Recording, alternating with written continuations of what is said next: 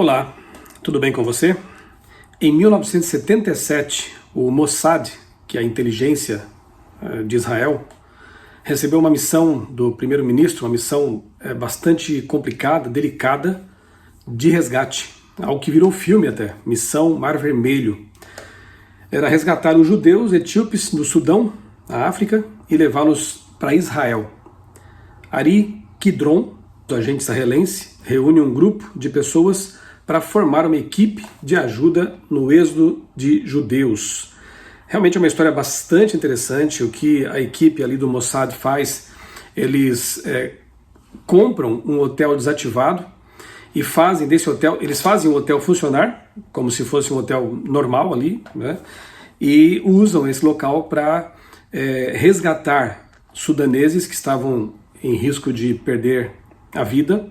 E dali eles então despacham essas pessoas, enviam essas pessoas por aviões para Israel. Sim, eram judeus africanos.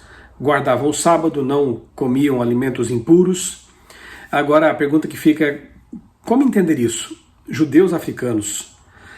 Bem, quando a gente lê a Bíblia, e essa é uma grande possibilidade, né, de que a origem deles esteja relacionada com essa história, quando a gente lê a Bíblia, ali aquele momento em que a rainha de Sabá, da Etiópia, vai até Jerusalém para verificar por que aquele reino era tão próspero sob o reinado de Salomão. E ela fica realmente maravilhada com tudo o que vê lá. Certamente ela ouviu de Salomão sobre o porquê de o reino ser tão próspero, ouviu do Deus verdadeiro, e quando volta para casa, cheia, carregando muitos presentes dados por Salomão, ela também carregou, com certeza, o maior dos presentes, a verdade sobre o Deus verdadeiro, o Deus de Israel. E eu imagino que a rainha de Sabá, maravilhada com o que aprendeu, deve ter compartilhado com as pessoas ali do seu reinado essas verdades bíblicas, transmitidas por Salomão. Os anos se passam, séculos, e muito tempo depois nós vemos nos evangelhos a história de um eunuco, alto funcionário de Candace, outra rainha agora, também africano, etíope. Ele está indo para Jerusalém. Pelo relato a gente vê que ele tinha com ele pelo menos um rolo da Bíblia, provavelmente o rolo de Isaías, e infelizmente esse eunuco, quando chega em Jerusalém, encontra as portas do templo fechadas, ele não encontra uma boa recepção. Infelizmente naquele momento muitos judeus haviam se fechado em si mesmos e não compreendido muito bem a missão que Deus tinha para eles, de ser luz para as nações. Deus colocou Israel bem naquela confluência ali entre continentes. A pessoa que viesse da África indo para a Ásia teria que passar pela região de Israel. A pessoa que vinha da Europa para a África também teria que passar por ali.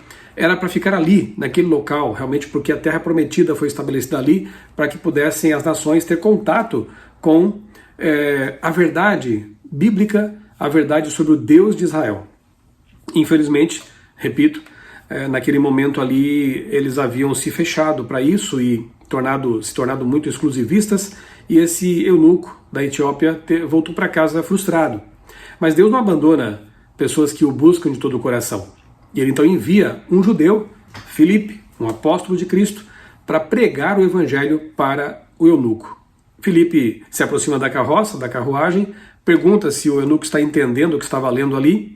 O eunuco diz que não, se ninguém explicar como eu vou entender. Filipe pede permissão, entra na carroça, e eu imagino que lindo estudo bíblico foi dado naquele momento ali. A certa altura da viagem, eles se deparam ali, o eunuco percebe que há um rio à beira da estrada, e então ele pergunta para Filipe: o que impede que eu seja batizado? Aqui tem água, né? Certamente ele já havia aceitado Jesus como Messias, ele já tinha conhecimento bíblico, porque ele carregava consigo um rolo das Escrituras. Não sei se mais de um rolo, enfim, né? Ele tinha já um conhecimento. Ele é batizado. E Filipe é levado para outra direção, para outro local, para continuar sua missão de apóstolo de Cristo. E esse eunuco volta para casa feliz, porque teve um encontro real com o Deus verdadeiro. Uma história muito linda, né? Eu fico imaginando, esse eunuco também deve ter pregado para muitas pessoas ali na região em que ele morava. E essa história foi sendo passada de geração para geração, de modo que nos anos 70, e depois nos anos 90, com a Operação Salomão, judeus africanos foram resgatados por Israel da situação perigosa, complicada, em que viviam lá na sua região de origem na África. Eu assisti a um vídeo de uma israelense, descendente de etíopes, inclusive ela foi resgatada na Missão Salomão nos anos 90, era bebê ainda, agora já uma mulher, ela é reservista do Exército de Israel. Ela se identifica aqui no Instagram dela como liberal, feminista e sionista, né? Ela tem orgulho de ser israelense.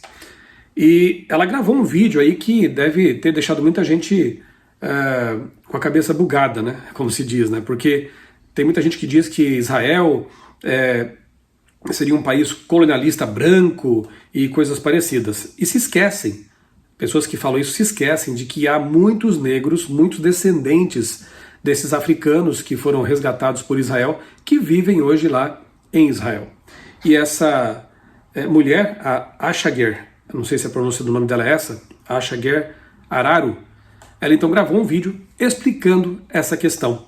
Eu quero que você assista e tire as suas próprias conclusões a respeito desse assunto, ok? Um grande abraço, até o próximo vídeo. Hey, this is me, the Zionist Israeli, the white colonialist settler occupier.